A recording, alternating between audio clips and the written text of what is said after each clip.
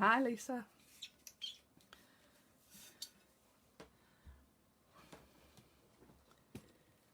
Hi Anne. Hi Christine. Hi Janie. Gosh, it's hot here. So if you can hear a bit of a humming in the background, it's my fan because it's a bit hot in my craft room. I've got my windows open, but I've also got a lot of wasps around here, so I don't want those sharing my live with me. So I've just put my little fan on, so apologies if you can hear a little bit of a hum in the background. I'll just give it a couple of minutes just to see if anybody else is going to join us. We've finished all the packing, guys. Are all your orders out? Hope so. Be lots of happy bunnies across the country soon.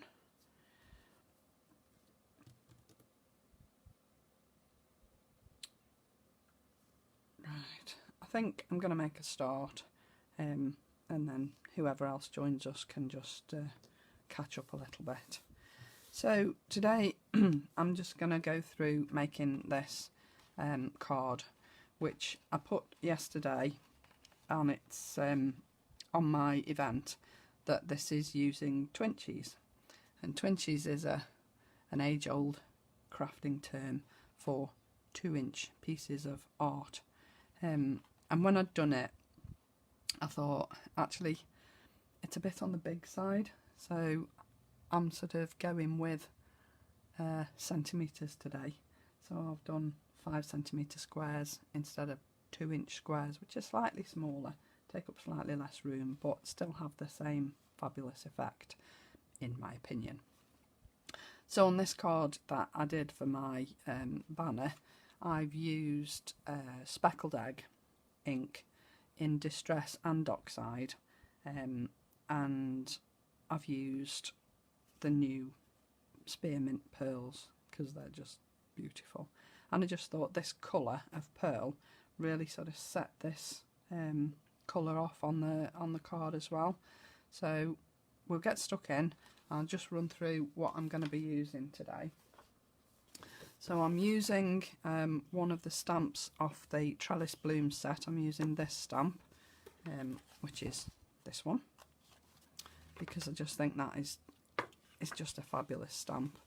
I'm going to use a sentiment from the second set of wordage sheets, partly because the yellow sheet that they're printed on just matches my colour scheme on the card that I'm doing today.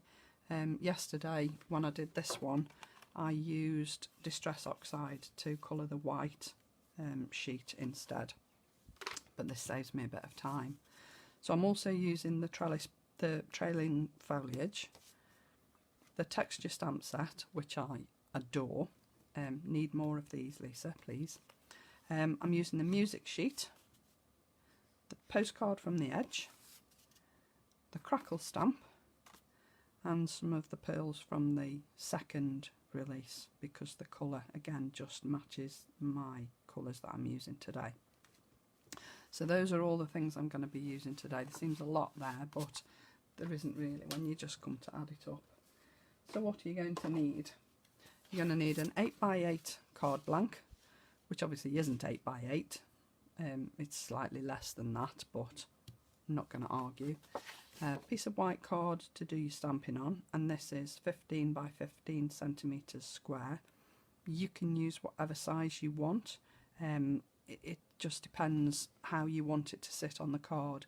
I wanted to sit a little bit smaller than this one that I did yesterday, and it will be a little bit smaller. You want a piece of contrasting card that matches the colour scheme that you're going to be using, and a little scrap of card which I've just stamped on with the texture stamp from the little set, which is this one, and I'm going to be using this one quite a bit today, so that will come into play in a little while. So just leave those to one side for now. So the first thing I'm going to do is my base card, and I didn't want the base card to be stark white. I wanted it to match my colour scheme, so that when you see the gaps here, you're not looking at stark white card. You can actually just see a little bit of the pattern through it, but I wanted the pattern all the way around the edge as well. So I just stamped the whole piece of card, the whole card blank rather. So the colours I'm going to use today, and the reason I've changed them is because when I did this one, I'd got some beautiful shimmery card that matched my colour scheme, and I'd only got one sheet, so I haven't got any left. So I've had to change my colour scheme and use a different backing card, but that's fine. So I'm using Shabby Shutters in the Distress ink and the Distress Oxide, and then as a contrast I'm using Distress ink in Peeled Paint. Hi Diana, how are you? So those are the three that I'm going to use today. Now for the background of this card, I wanted to use the Distress ink and this little texture stamp, and all I'm going to do is ink the stamp up and stamp it all over the back of this card blank.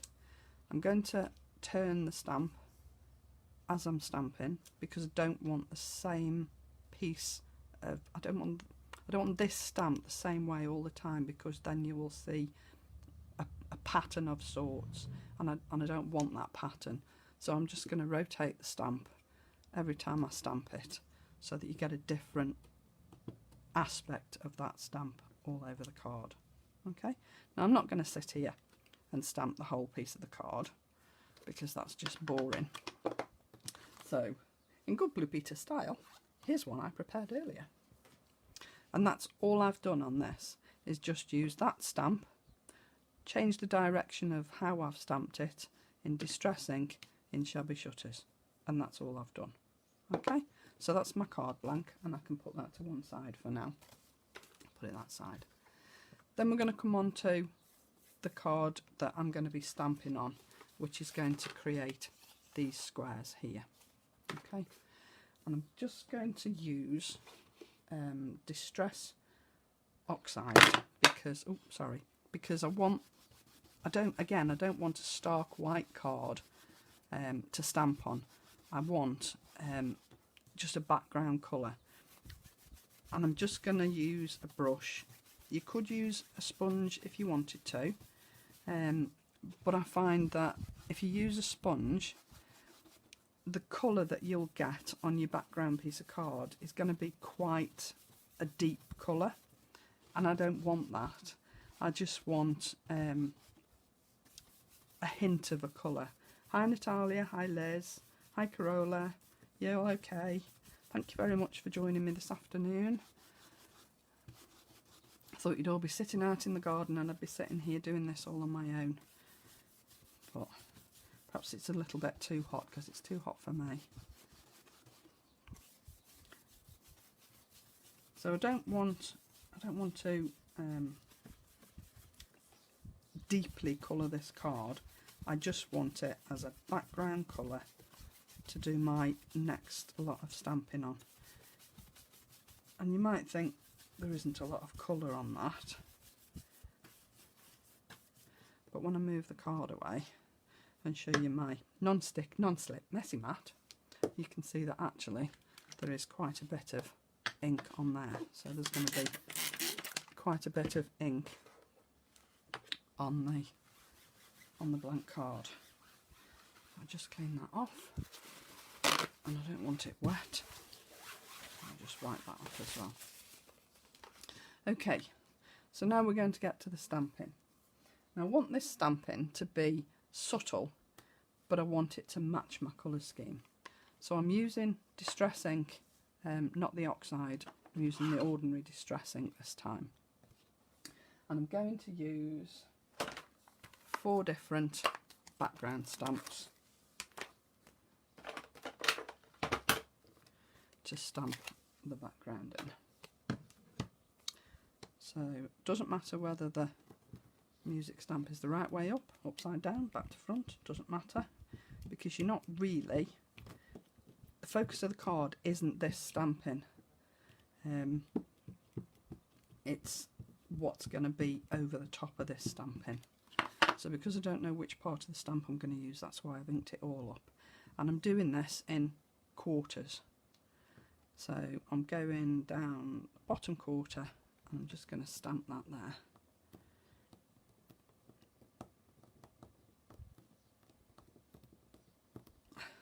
See, that's me, Elizabeth.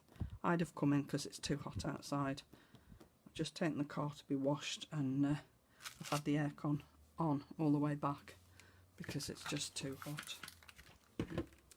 So I'm going to clean these as I'm going along, so sorry, but if I don't, I'll forget. And then when I come to use it again, it'll have green ink all over it. So that's my first one. Then I'm going to use the crackle stamp on my block there. Ink that up. And it doesn't matter which part of this crackle stamp you use because this is just one of the best stamps, I think. It can give you so many different options. I mean, you could use this on one of the bottles so that you look as though you've got a cracked bottle or a patterned bottle. I just think it's so useful. So again, I don't mind if it overlaps because again, it's not the focus of the card at all. You just give it a good press down, make sure you've got a good impression on the piece of card that you're stamping onto. Look at that, isn't that amazing?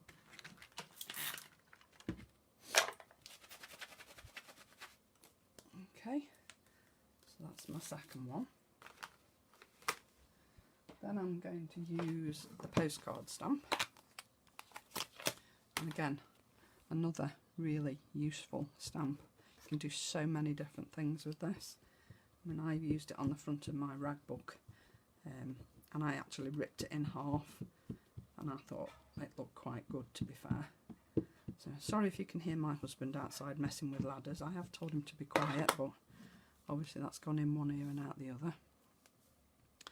So now I want this, I want that word postcard in there, and I want this postmark as well.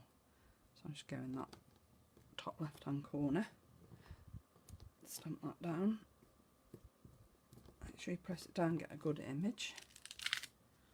And that's one thing I will say for Lisa's stamps, is no matter what ink you're stamping with, you will always get a superb stamped image of these because they're just brilliant. And then lastly, I'm going to use the script stamp from the little textures set because it's one of my favourite stamps.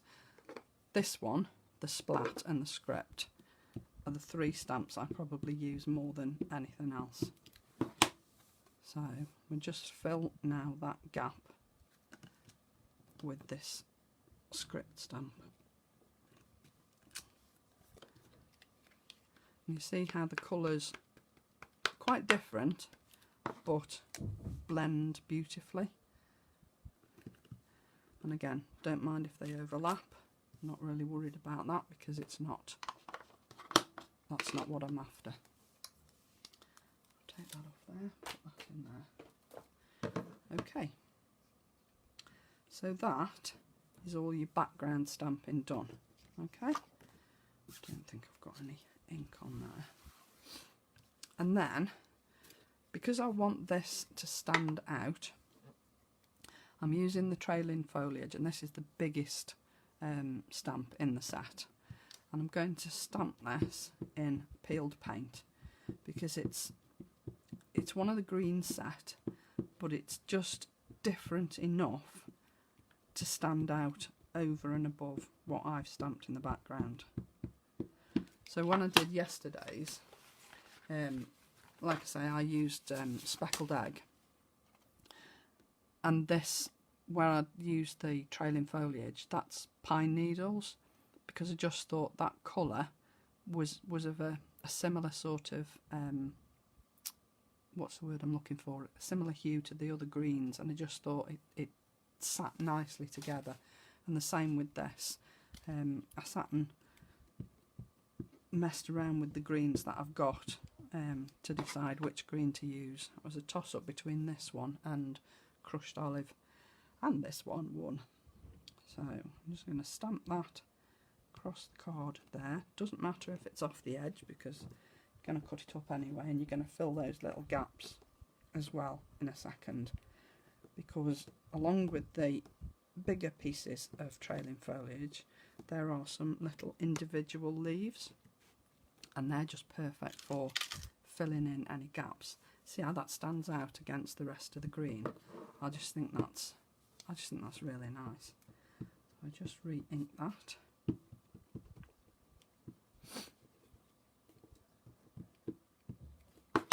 And then stamp that over the other side, over here.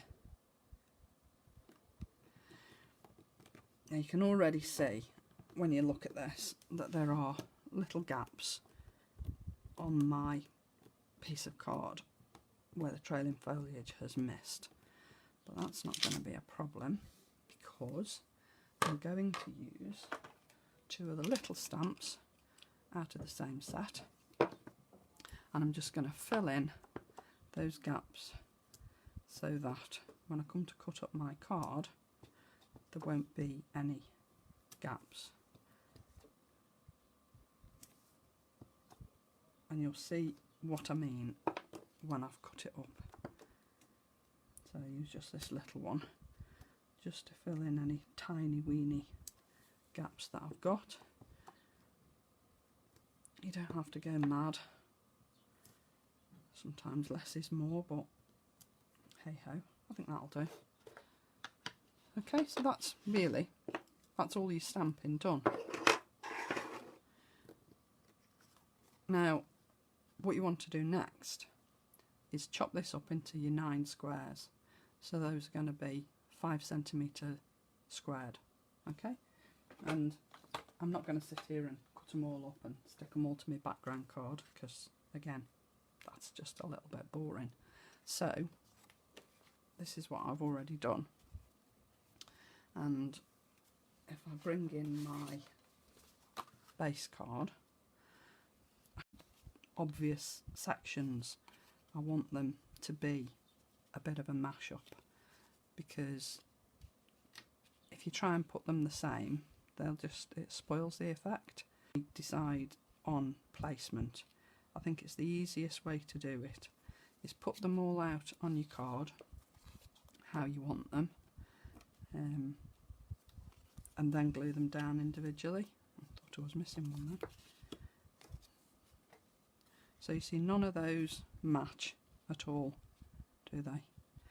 And you see what I mean when I say when you actually put them on the card, the background that you can see through them is what you stamped earlier on, rather than stark white card.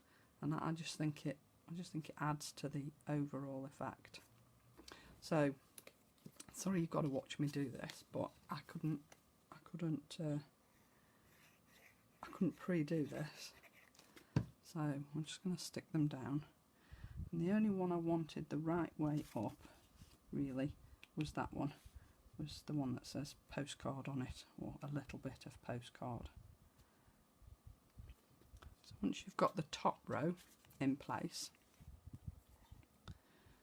then the rest will just follow and your spacing will be fine.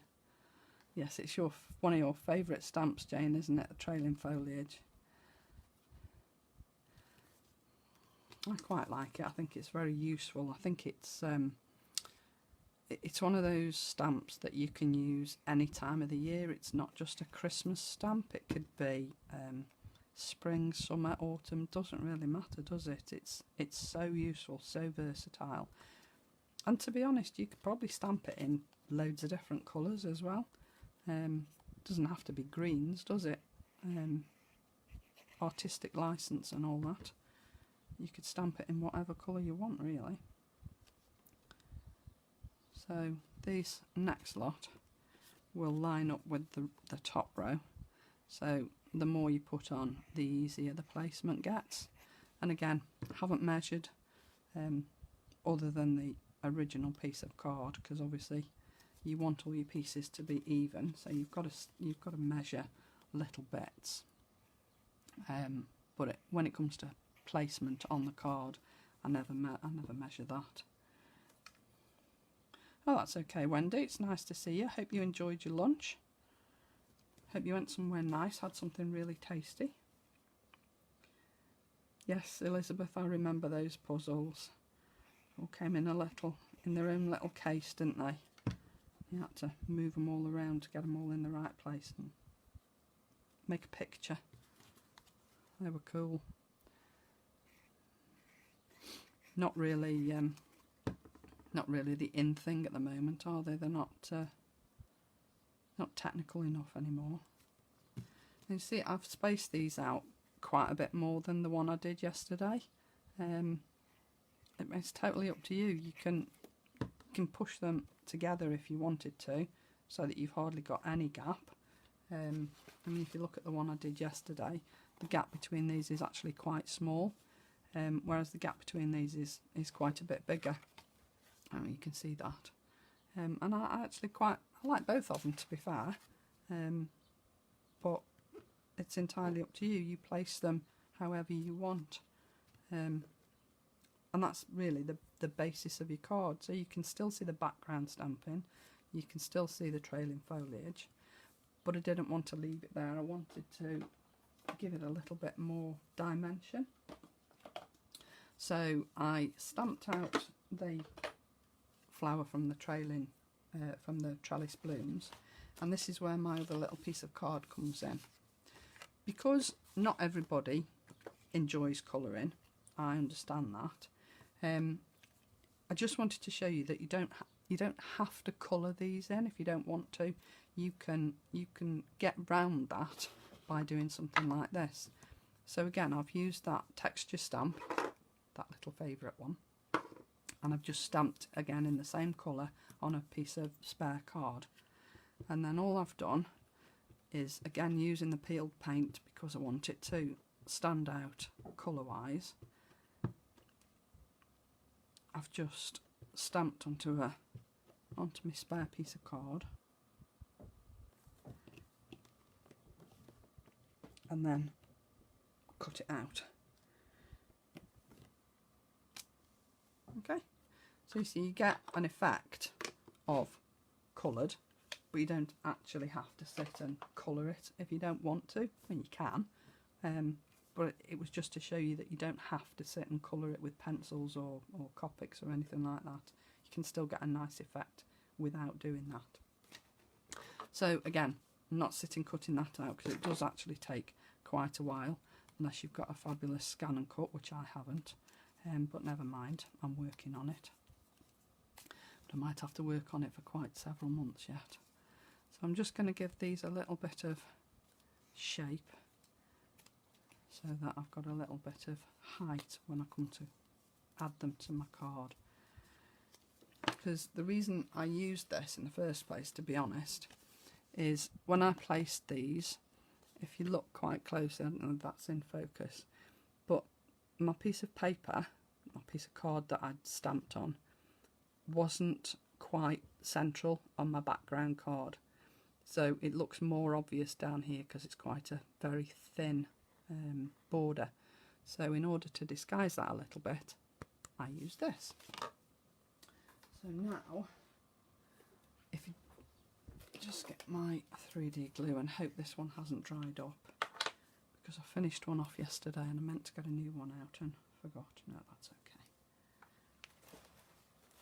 So I'm just going to use a little bit of 3D glue. But before I do that, I'm actually going to add in here some fabulous mermaid tails. Now, yesterday I used the Emerald Surprise, I think, and today I'm going to use Golden Sparkle, purely and simply because the colour of this one, the emerald one, won't go with my colour scheme today, and hopefully the gold will. So I'll just tip that on there. I just think it lifts that little flower. I'm going to put that to one side and I'm going to put those away in a second. Just hope my fan doesn't blow them all over the place in the meantime. Okay. So then I'm going to flip this over. I know there's going to be a little bit of glitter on my mat, but it's not going to matter. And then where I want this to sit quite high, I'm just going to put my 3D glue so that it's sitting above my card, because I just want it to be a little bit more prominent than the rest. Just put a little bit in the middle. Leave it at that.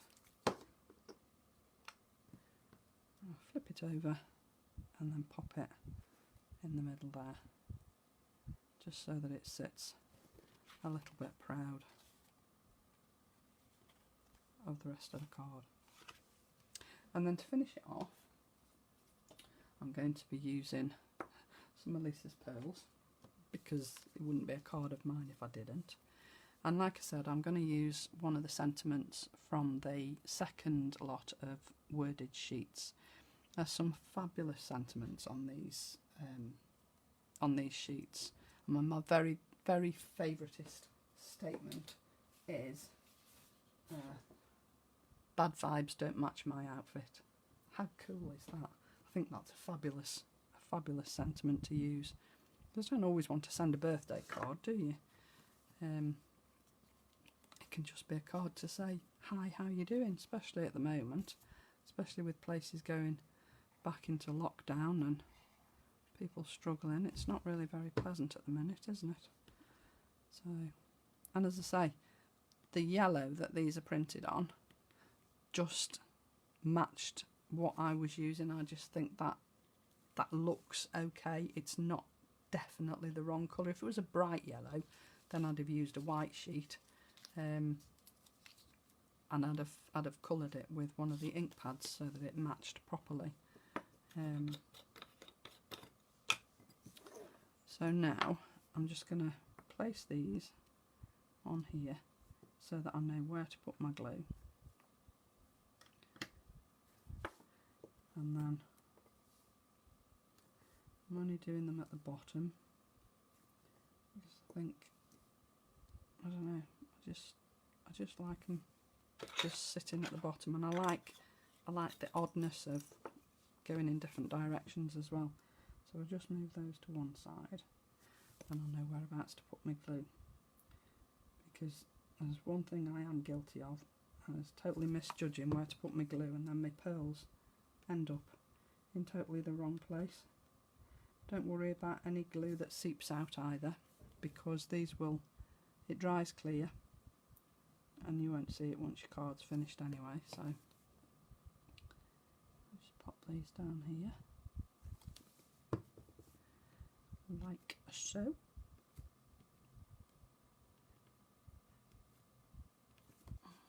And there you go. That's it really.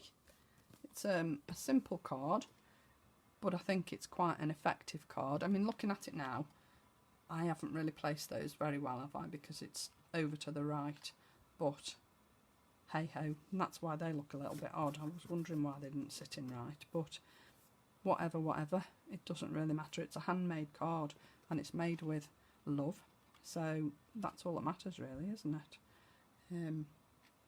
I think it's quite effective, and I just think it just goes to show that you don't have to colour anything in. You don't have to be a fantastic colourist. You can use these stamps in so many different ways. They're just so versatile and they go with everything. So these background stamps just lift this card a little bit, in my opinion. Thank you, Lisa. So yeah, there you go. 2 cards, the same but different. And I think finishing it off with the pearls just gives it that lift really to me. You've got a few hours left to finish any cards that you were thinking of entering into the challenge. We will be picking a winner over the next few days. and then we will announce that in the group. There will be another challenge. It's not going to be immediately because we've got quite a bit going on at the moment, so we're a little bit busy, but it is in the pipeline and we have got ideas, and it will be probably towards the end of August, possibly even September. We want to try and space them out a little bit more to make it a bit more enjoyable for people to join in, so that's the reason for that. Don't forget to have a look at our YouTube channel. All of Lisa's updates are on the YouTube channel, and all of our lives are on there as well, so plenty for you to look at. Hope you all enjoy whatever you've bought from the last show. Please stay tuned to Create and Craft next Friday, when Lisa is taking you some fabulous goodies. Trust me when I say I think she's going to hit the jackpot with this show next Friday, because they're just incredible. Hope you enjoy looking at the sneaky peeks over the weekend. We will probably start and show you full reveals probably next Wednesday-ish. So stay tuned for those. Enjoy your weekend. Hope the weather doesn't turn too nasty. And for those of you that are struggling, keep smiling, keep making, keep creating and keep sharing. And I'll see you next Friday. So have a great weekend. Thank you very much for joining me. See you next week. Bye for now.